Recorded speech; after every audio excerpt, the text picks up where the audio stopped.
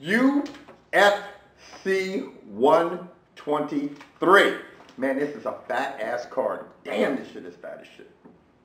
Shit's fat, man. Did you highlight all the Kind of winners? like fat, like something you showed me earlier, man. And I ain't talking about this nigga's tick, cause no. But anyway.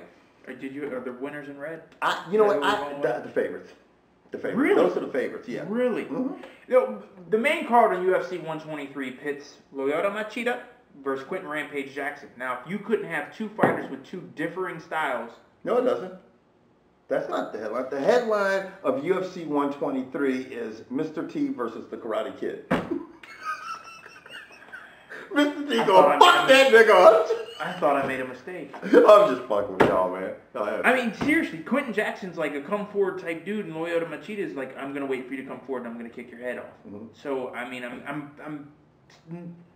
I'm not surprised Machida's the favorite, but I mean, I'm not gonna be surprised if Quentin don't knock that Bama out. Yeah, because Quentin Jackson has he is much more aggressive and has a much more stronger jaw than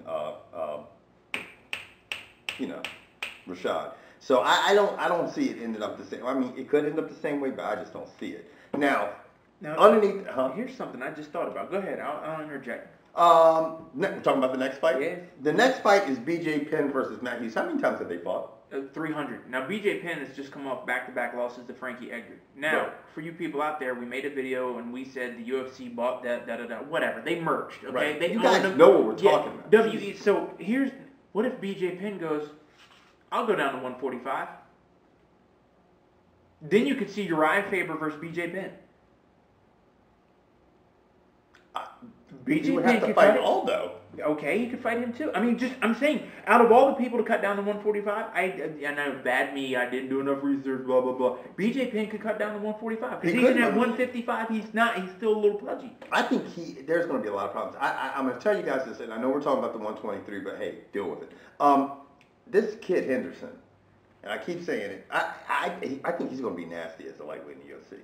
He's going to be fucking a force to be reckoned with, okay? Well, anyway, Matt Hughes and BJ Penn are fighting yet again. Senior citizen circuit, whatever you want to call it. Matt Hughes will look for redemption, and BJ Penn's got to get this back on track. Right. I give it to BJ Penn. I do too. Yeah. Middleweight fight, Gerald Harris versus... wow. What? I'm not even touching that one. May kill Falco, I know, this is where all the keyboard cowboys goes, why don't y'all motherfuckers know the names and shit? A with a squiggly on it and a O. We just know Gerald Harris is fighting somebody, guys, because we're not the experts in anything, and I think Gerald Harris is going to win. Okay. I'm just telling you. Now, Phil Davis is going to fight Tim Bosch. What do you think? I'm going with Phil Davis. I'm going to go with Phil Davis as well. And then George, I've got a long Greek name, and I don't know how to pronounce it. Versus Joe Luazin. Right. Luazin. I'm going with the Greek boy. I am too. I am. He's going to do it for Athens. On a side note. Yes. There's going to be a fight that none of us are going to get to see. And matter of fact, I don't think anyone's ever going to see this fight because it's the very first fight of the night. Does anybody remember Tyson Griffin? 155? Yeah. He's caught 2 L's in a row. What normally happens in the UFC if you lose 3 fights in a row? Basia. Yeah. Mm-hmm. If he doesn't win this, he could possibly be dismissed. And if he's not dismissed, they might ask him to do what? Drop to 145 pounds. So that means no more Dunkin' Donuts.